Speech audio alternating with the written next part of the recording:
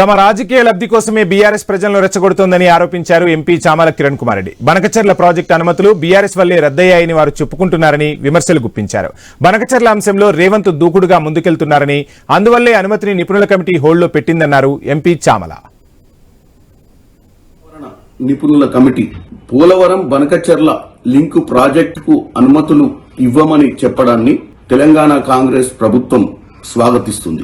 ముఖ్యంగా వారు చెప్పింది ఏంటంటే కేంద్ర జల సంఘం అలాగే గోదావరి నదీ జలాల వివాదాల ట్రిబ్యునల్ ఈ రెండు పరిశీలించకుండా రెండు రాష్ట్రాలు సఖ్యతకు రాకుండా ఈ యొక్క ప్రాజెక్టుకు అనుమతులు ఇవ్వడం వీలు కాదని చెప్పడం జరిగింది.